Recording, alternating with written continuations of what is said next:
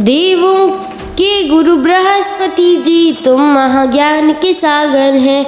उसका कर से भरने आए भक्ति भाव के सागर, भक्ति भाव के सागर। प्रेम से बोलिए बृहस्पति देव की जय। ओम नमो भगवते वासुदेवाय नमः। गुरुवार के दिन देव गुरु बृहस्पति जी की पूजा की जाती है। इस दिन केले की जड़ की विधि विधान से पूजा किया जाता है। देव गुरु बृहस्पति को बुद्धि और शिक्षा का कारक माना जाता है। गुरुवार को बृहस्पति देव की पूजा करने से धन, विद्या, मान सम्मान, प्रतिष्ठा और कई अन्य मनोवांछित फल की प्राप्ति होती है। धार्मिक ग्रंथों के अनुसार गुरुवार को भगवान बृहस्पति की पूजा का विधान है। गुरुवार के दिन व्रत और कथा सुनने से घर परिवार में सुख समृद्धि बनी रहती है। आइए जानते हैं गुरुवार की व्रत कथा के बारे में। भारतवर्ष में एक प्रतापी और दानी राजा राज्य करता था। वह नित्य गरीबों और ब्राह्मणों की सहायता करता था। यह बात उसकी रानी को पर अच्छी नहीं लगती थी। वे ना ही गरीबों को दान देती थी और ना ही भगवान की पूजा करती थी और राजा को भी दान देने से मना किया करती थी। एक दिन राजा शिकार खेलने वन को गए हुए थे तो रानी महल में अकेली थी। उसी समय बृहस्पति देव साधु वेश में राजा के महल में भिक्षा के लिए गए और भिक्षा मांगी।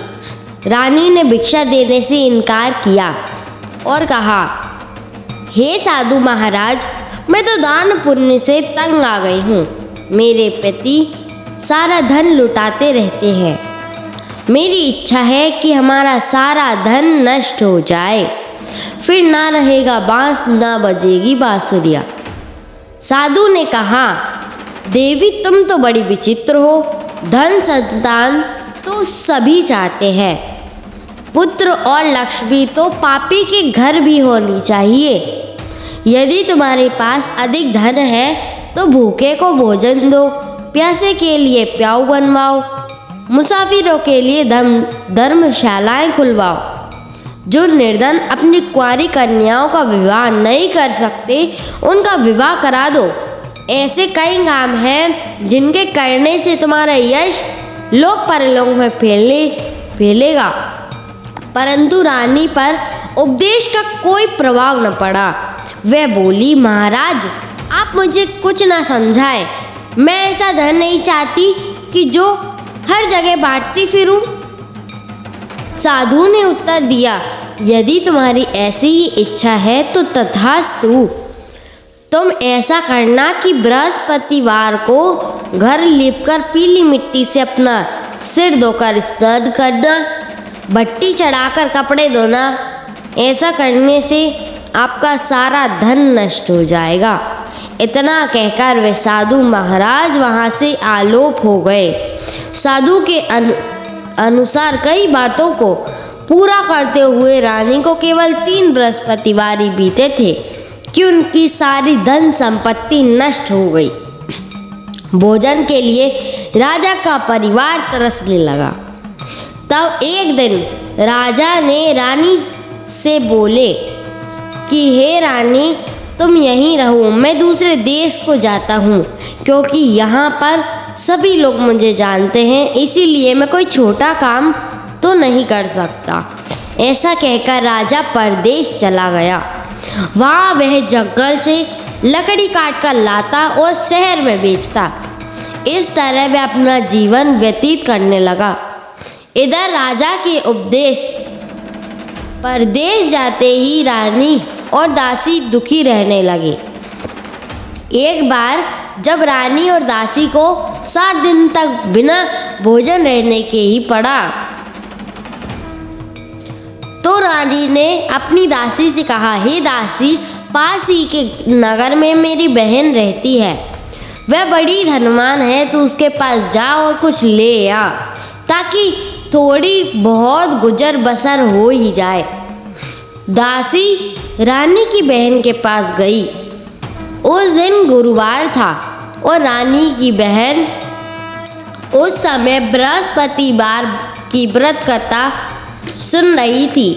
दासी ने रानी की बहन को अपनी रानी का संदेश दिया, लेकिन रानी की बड़ी बहन ने कोई उत्तर नहीं दिया। जब दासी को रानी की बहन से कोई उत्तर नहीं मिला तो वह बहुत दुखी हुई और उसे क्रोध भी आया। दासी ने वापस आकर रानी को सारी बात बता दी। सुनकर रानी ने अपने भाग्य को कोसा। उधर रानी की बहन ने सोचा कि मेरी बहन की दासी आई थी, परंतु मैं उससे नहीं बोली, इससे वह बहुत दुखी हुई होगी। कथा सुनकर और पूजन समाप्त करके वह अपनी बहन के घर आई और कहने लगी, हे बहन, मैं बृहस्पतिवार का व्रत कर रही थी। तुम्हारी दासी मेरे घर आई थी, परंतु जब तक कथा होती है तब तक ना तो उठते हैं और ना ही बोलते हैं, इसीलिए मैं नहीं बोली। कहो दासी क्यों आई थी? रानी बोली, बहन तुमसे क्या छिपाऊं, हमारे घर में खाने तक को अनाज नहीं है। ऐसा कहते कहते रानी की आंखें भर आई। उसने दासी समेत पिछले 7 दिनों तक भूखे रहने की बात विस्तार पूर्वक सुना दी। रानी की बहन बोली, देखो बहन, भगवान बृहस्पति देव सबकी मनोकामना पूर्ण करते हैं। देखो शायद तुम्हारे घर में अनाज रखा हो। पहले तो रानी को विश्वास नहीं हुआ, पर बहन के आग्रह करने पर उसने अपनी दासी को अंदर भेजा तो सचमुच उसे एक अनाज का घड़ा भरा हुआ मिल गया। यह देखकर दासी को बड़ी हैरानी हुई। दासी रानी से कहने लगी, हे रानी, जब हमको भोजन नहीं मिलता तो हम व्रत ही तो करते हैं, इसीलिए क्यों ना इनसे व्रत और कथा की विधि पूछ ली जाए ताकि हम भी व्रत कर सके। तब रानी ने अपनी बहन से बृहस्पतिवार व्रत के बारे में पूछा। उसकी बहन ने बताया, बृहस्पतिवार के दिन चने की दाल और मुनक्का से विष्णु भगवान के केले की जड़ में पूजन करें तथा दीपक जलाएं। व्रत कथा सुने और पीला भोजन ही करें, इससे बृहस्पति देव प्रसन्न होते हैं। व्रत और पूजन विधि बताकर रानी की बहन अपने घर को लौट आई। 7 दिन के बाद जब गुरुवार आया तो रानी और दासी ने व्रत रखा। गुड़सार में जाकर चना और गुड़ लेकर आई, फिर उससे केले की जड़ तथा विष्णु भगवान का पूजन किया। अब पीला भोजन कहाँ से आए, इस बात को लेकर दोनों बहुत दुखी थी। चूँकि उन्होंने व्रत रखा था, इसीलिए बृहस्पति देव उनसे प्रसन्न थे। इसीलिए वे एक साधारण व्यक्ति का रूप धारण कर 2 थालों में सुंदर पीला भोजन दासी को दे गए। भोजन पाकर दासी प्रसन्न हुई और फिर रानी के साथ मिलकर भोजन ग्रहण किया। उसके बाद वे सभी गुरुवार को व्रत और पूजन करने लगी। बृहस्पति भगवान की कृपा से उनके पास फिर से धन संपत्ति लौट आई, परंतु रानी फिर से पहले की तरह आलस्य करने लगी। तब दासी बोली, देखो रानी, तुम पहले भी इस प्रकार का आलस्य करती थी, तुम्हें धन रखने में कष्ट होता था, इस कारण सभी धन नष्ट हो गया, और अब जब भगवान बृहस्पति की कृपा से धन मिला है तो तुम्हें फिर से आलस्य होता है। रानी को समझाते हुए दासी कहती है कि बड़ी मुसीबतों के बाद हमने यह धन पाया है, इसीलिए हमें दान पुण्य करना ही चाहिए। भूखे मनुष्यों को भोजन कराना चाहिए और धन को शुभ कार्यों में खर्च करना चाहिए, जिससे हमारे कुल का यश बढ़ेगा, स्वर्ग की प्राप्ति होगी और पितृ प्रसन्न होंगे। दासी की बात मानकर रानी अपना धन शुभ कार्यों में खर्च करने लगी, जिससे पूरे नगर में उसका यश फैलने लगा। बृहस्पतिवार व्रत कथा के बाद श्रद्धा के साथ आरती की जानी चाहिए। इसके बाद प्रसाद बांटकर उसे ग्रहण करना चाहिए। एक दिन राजा दुखी होकर जंगल में एक पेड़ के नीचे आसन जमाकर बैठ गया। वह अपनी दशा को याद करके व्याकुल होने लगा। बृहस्पतिवार का दिन था। एकाएक उसने देखा कि निर्जन वन में एक साधु प्रकट हुए। वे साधु वेश में स्वयं बृहस्पति देवता थे। लकड़हारे के सामने वे आकर बोले, हे लकड़हारे, इस सुनसान जंगल में तू चिंता मग्न क्यों बैठा है? लकड़हारे ने दोनों हाथ जोड़कर प्रणाम किया और उत्तर दिया, महात्मा जी, आप तो सब कुछ जानते हैं, फिर मैं क्या कहूँ? यह कहकर रोने लगा और साधु को अपनी आत्मकथा सुनाई। महात्मा जी ने कहा, तुम्हारी स्त्री ने बृहस्पति के दिन बृहस्पति भगवान का निरादर किया है, जिसके कारण रुष्ट होकर उन्होंने तुम्हारी यह दशा कर दी।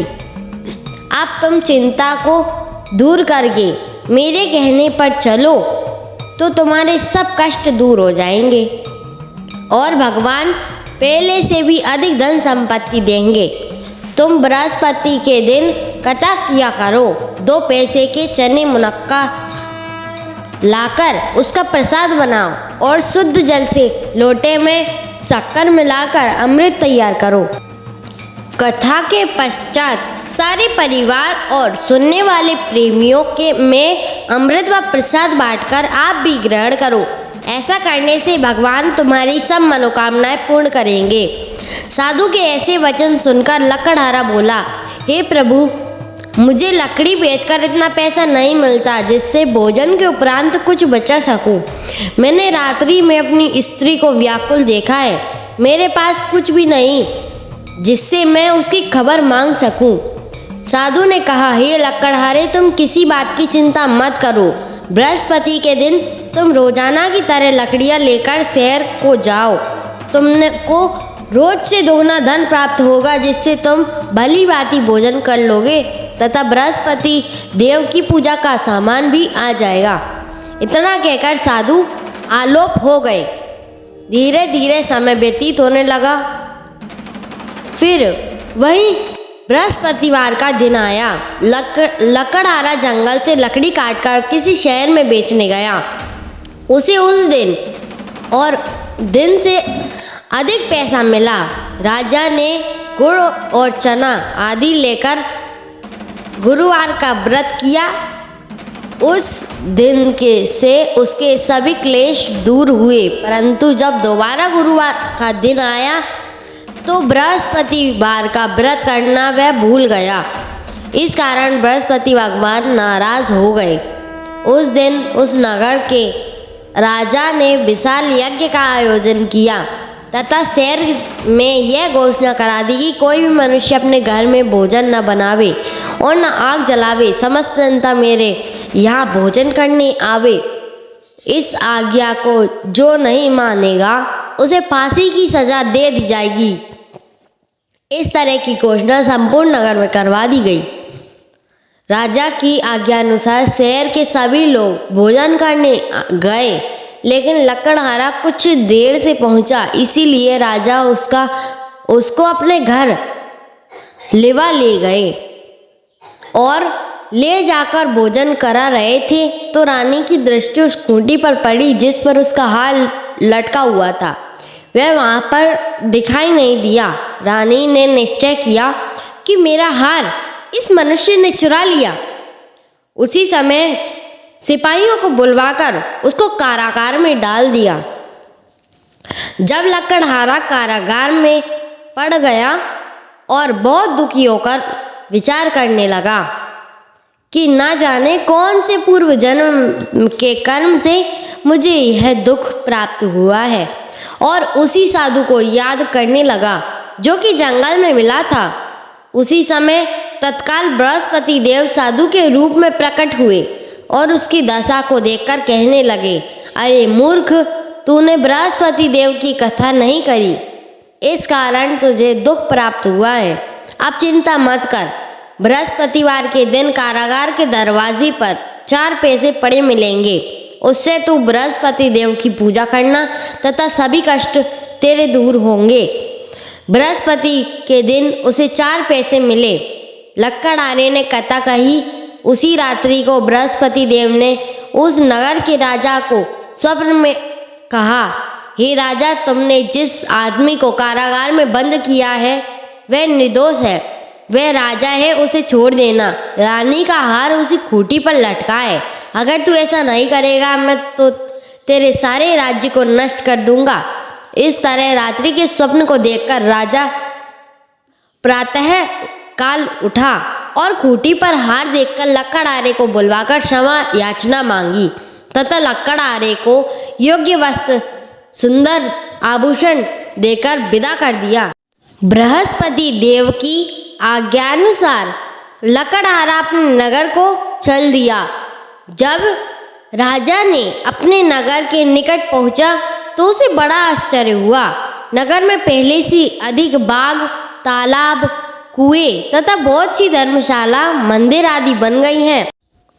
राजा ने नगरवासियों से पूछा, यह किसका बाग और धर्मशालाएं हैं? तब नगर के सब लोग कहने लगे कि यह सब रानी और बांदी के हैं। तो राजा को बड़ा आश्चर्य हुआ और बहुत क्रोध भी आया। जब रानी ने यह खबर सुनी कि राजा आ रहे हैं तो उन्होंने दासी से कहा कि हे दासी, देख, राजा हमको कितनी बुरी हालत में छोड़कर गए थे। हमारी ऐसी हालत देखकर वे लौट न जाएं, इसलिए तू दरवाजे पर खड़ी हो जा। आज्ञानुसार दासी दरवाजे पर खड़ी हो गई। राजा आए तो उन्हें अपने साथ लिवा लाई। तब राजा ने क्रोध करके अपनी पत्नी से पूछा कि यह धन कैसे प्राप्त हुआ है? तब उन्होंने कहा, हमें यह सब धन बृहस्पति देव के इस व्रत के प्रभाव से हुआ है।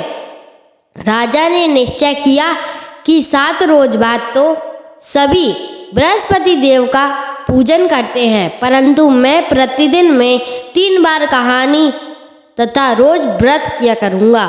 अब हर समय राजा के दुपट्टे में चने की दाल बंधी रहती थी तथा दिन में 3 बार कहानी कहता। एक रोज राजा ने विचार किया कि चलो अपनी बहन के यहाँ हो आवें। इस तरह निश्चय कर राजा घोड़े पर सवार हो अपनी बहन के यहाँ को चलने लगा। मार्ग में उसे देखा कि कुछ आदमी एक मुर्दे को लिए जा रहे हैं। उन्हें रोक कर राजा कहने लगा, अरे भाइयों, मेरी बृहस्पति देव की कथा सुन लो। वे बोले, लो, हमारा तो आदमी मर गया और इसको अपनी कथा की पड़ी है। परंतु कुछ आदमी बोले, अच्छा कहो, हम तुम्हारी कथा भी सुनेंगे। राजा ने दाल निकाली और जब कथा आदि हुई कि मुर्दा हिलने लगा और जब कथा समाप्त हो गई तो राम राम करके मनुष्य उठकर खड़ा भी हो गया। आगे मार्ग में उसे एक किसान खेत में हल चलाता मिला। राजा ने उसे देख और उससे बोले, अरे भाई, तुम मेरी बृहस्पतिवार की कथा सुन लो। किसान बोला, जब तक मैं तेरी कथा सुन लूं तब तक मैं 4 हरैया जोत लूँगा। जा अपनी कथा किसी और को सुनाना। इस तरह राजा आगे चलने पर राजा के हटते ही बैल पछाड़ खाकर गिर गए तथा किसान के पेट में बड़ी जोर का दर्द होने लगा। उसी समय उसकी माँ रोटी लेकर आई। उसने जब यह देखा कि अपने पुत्र से सब हाल पूछ लिया और बेटे ने सभी हाल कह दिया तो बुढ़िया दौड़ी दौड़ी उस घुड़सवार के पास गई और उससे बोली कि मैं तेरी कथा सुनूंगी, तू अपनी कथा मेरे खेत पर चलकर ही कहना। राजा ने बुढ़िया के खेत पर जाकर कथा कही, जिसके सुनते ही वह बैल उठकर खड़े हुए तथा किसान के पेट का दर्द भी बंद हो गया। राजा अपनी बहन के घर पहुंच गया। बहन ने भाई की खूब मेहमानी की और खूब खातिरदारी की। दूसरे दिन प्रातःकाल राजा जागा तो वह देखने लगा कि सब लोग यहाँ तो भोजन कर रहे हैं। राजा ने अपनी बहन से कहा, ऐसा कोई मनुष्य है जिसने भोजन नहीं किया हो? मेरी बृहस्पतिवार की कथा सुन ले। बहन बोली, हे भैया, यह देश ऐसा ही है कि पहले यहाँ लोग भोजन करते हैं, बाद में अन्य काम। अगर कोई पड़ोस में हो तो मैं देख आऊं। वह ऐसा कहकर देखने चली गई, परंतु उसे कोई ऐसा व्यक्ति नहीं मिला जिसने भोजन ना किया हो। अतः वे एक कुम्हार के घर गई जिसका लड़का बीमार था। उसे मालूम हुआ कि उनके यहाँ 3 रोज से किसी ने भोजन नहीं किया है। रानी ने अपने भाई की कथा सुनने के लिए कुम्हार से कहा। वह तैयार हो गया। राजा ने जाकर बृहस्पतिवार की कथा कही, जिसको सुनकर उसका लड़का भी ठीक हो गया। अब तो राजा की प्रशंसा होने लगी। एक रोज राजा ने अपनी बहन से कहा कि हे बहन, हम अपने घर को जाएंगे, तुम भी तैयार हो जाओ। राजा की बहन ने अपनी सास से कहा।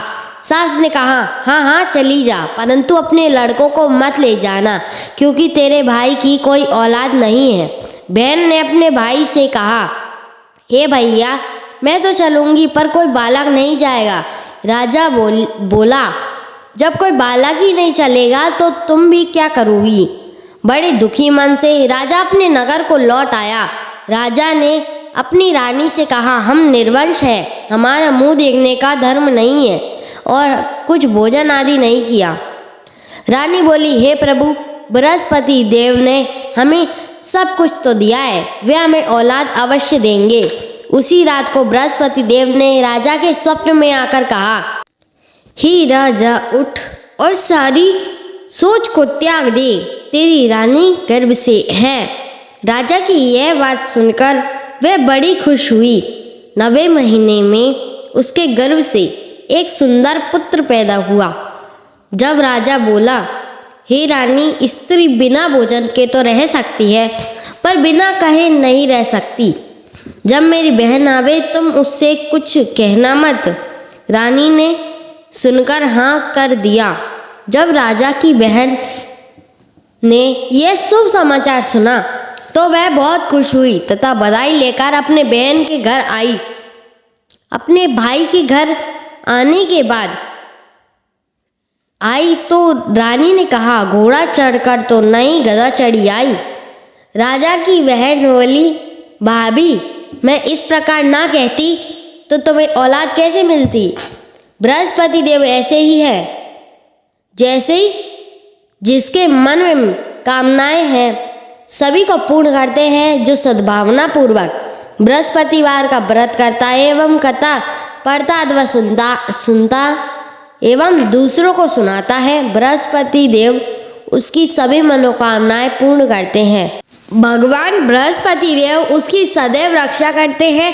संसार में जो मनुष्य सद्भावना से भगवान जी की पूजा व्रत सच्चे हृदय से करता है तो उसकी सभी मनोकामनाएं पूर्ण करते हैं। जैसी सच्ची भावना से रानी और राजा ने उसकी कथा का गुणगान किया तो उनकी सभी इच्छाएं बृहस्पति देव जी ने पूर्ण की थी। इसीलिए पूर्ण कथा सुनने के बाद प्रसाद लेकर जाना चाहिए। हृदय से उनका मनन करते हुए जयकारा बोलना चाहिए। बोलो बृहस्पति देव की जय। बृहस्पति देव की एक अन्य कथा। प्राचीन काल में एक ब्राह्मण रहता था। वह बहुत निर्धन था। उसकी कोई संतान नहीं थी, परंतु उसकी स्त्री बहुत मलिनता के साथ रहती थी।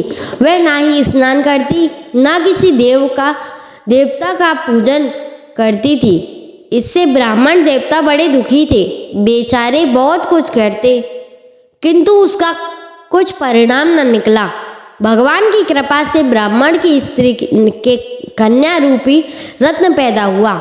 कन्या बड़ी होने पर प्रातः स्नान करके विष्णु भगवान का जाप व बृहस्पतिवार का व्रत करने लगी। अपनी पूजन पाठ को समाप्त करके वह विद्यालय जाती तो अपनी मुट्ठी में जौ लेकर जाती और पाठशाला के मार्ग में डालती जाती। तब ये स्वर्ण के हो जाते। जो जाते लौटते समय उसको बीन कर घर ले आती थी। एक दिन वह बालिका सूप में उस सोने के जौ को फटक रही थी कि उसके पिता ने देख लिया और कहा, बेटी, सोने के जौ के लिए सोने का सूप भी तो होना ही चाहिए। दूसरे दिन बृहस्पतिवार था। इस कन्या ने व्रत रखा और बृहस्पति देव से प्रार्थना करने लगी कि अगर आपकी पूजा मैंने सच्चे मन से की है तो मुझे सोने का सूप दे दो। बृहस्पति देव ने उसकी प्रार्थना स्वीकार कर ली। रोजाना की तरह वह कन्या जौ फैलाती हुई जाने लगी। जब लौटकर जौ बीन रही थी तो बृहस्पति देव की कृपा से उसे सोने का सूप मिला।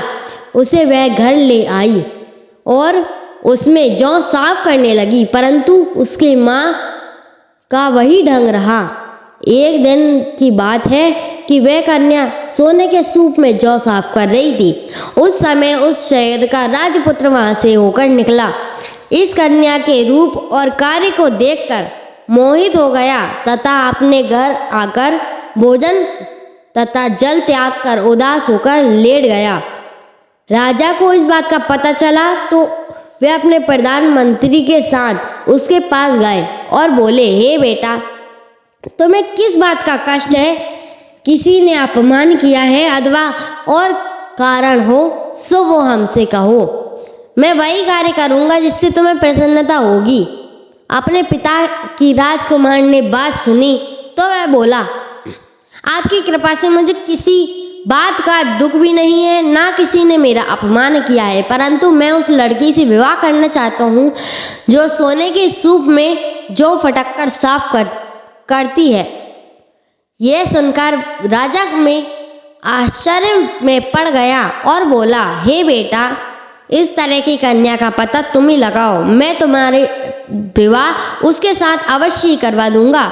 राजा ने उस लड़की के घर का पता लगाया। तब मंत्री उस लड़की के घर गए और ब्राह्मण देवता को सभी हाल बतलाया। ब्राह्मण देवता राजकुमार के साथ अपनी कन्या का विवाह करने के लिए तैयार हो गए तथा विधि विधान के अनुसार ब्राह्मण की कन्या का विवाह राजकुमार के साथ हो गया था। राजा ने घर से जाते ही पहले की भांति उस ब्राह्मण देवता के घर में गरीबी का निवास हो गया था।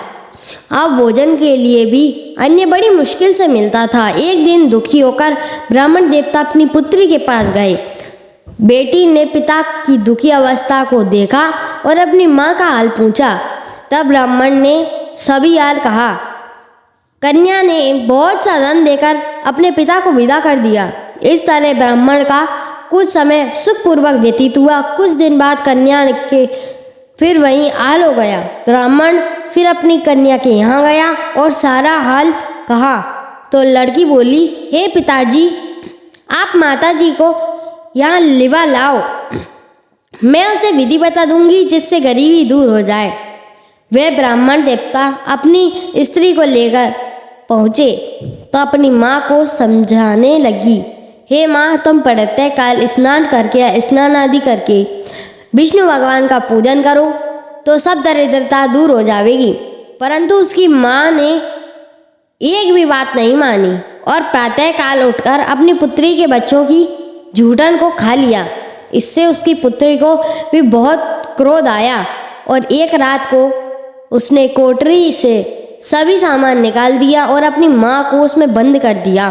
प्रातः काल उसे निकाला तथा स्नान आदि करके पाठ करवाया तो उसकी माँ की बुद्धि व्रत रखने लगी और उसकी बुद्धि भी ठीक हो गई। फिर प्रत्येक बृहस्पतिवार को वह व्रत भी करने लगी। इस व्रत के प्रभाव से उसकी माँ बहुत और बा दोनों बहुत ही धनवान हो गए और पुत्रवान हो गए और बृहस्पति जी के प्रभाव से इस लोक के स्वर्ग को प्राप्त हुए। बोलो बृहस्पति देव की जय। तो चलिए प्रिय भक्तगणों, अब हम सभी बृहस्पति भगवान की आरती करते हैं। जय बृहस्पति देवा, ओम जय बृहस्पति देवा। क्षीण क्षीण भोग लगाऊं, कदली फल मेवा। ओम जय बृहस्पति देवा, जय बृहस्पति देवा। तुम पूर्ण परमात्मा, तुम अंतर्यामी प्रभु, तुम अंतर्यामी। जगत पिता जगदीश्वर, तुम सबके स्वामी। ओम जय बृहस्पति देवा, चरणामृत निज निर्मल, सब पातक हरता। सकल मनोरथ दायक, कृपा करो भरता प्रभु, कृपा करो भरता। ओम जय बृहस्पति देवा, जय बृहस्पति देवा। तन मन धर अर्पण कर, जो जन शरण पड़े प्रभु संग प्रकट तब हो कर, आकर द्वार खड़े। ओम जय बृहस्पति देवा, जय बृहस्पति देवा। ओम जय बृहस्पति देवा। दीन दयाल दयानिधि, भक्तन हितकारी। पाप दोष सब हरता, भव बंधन हारी। ओम जय बृहस्पति देवा, जय बृहस्पति देवा। जय जय बृहस्पति देवा। सकल मनोरथ दायक, सब संशय हारो। विषय विकार मिटाओ, संतन सुखकारी प्रभु, संतन सुखकारी। ओम जय बृहस्पति देवा, जय बृहस्पति देवा। जय जय बृहस्पति देवा। जो कोई आरती तेरी प्रेम सहित गावे, जेठानंद आनंद कर सो निश्चय पावे। ओम जय बृहस्पति देवा, जय बृहस्पति देवा। ओम जय बृहस्पति देवा। क्षीण क्षीण भोग लगाऊं, क्षीण क्षीण भोग लगाऊं, कदली फल मेवा। ओम जय बृहस्पति देवा। सब बोलो विष्णु भगवान की जय, बोलो बृहस्पति भगवान की जय। जय बृहस्पति देव की। उम्मीद है आपको यह कथा बहुत ही पसंद आई होगी। अगर आप इसी तरह की पौराणिक व्रत कथाएं सबसे पहले अपने मोबाइल पर पाना चाहते हैं तो चैनल को सब्सक्राइब और वीडियो को लाइक करके कमेंट्स में जय बृहस्पति देव लिख दीजिए। धन्यवाद। बृहस्पति देव आपकी सभी मनोकामनाएं पूर्ण करें। इसी कामना के साथ हम सभी आप सभी से विदा लेते हैं।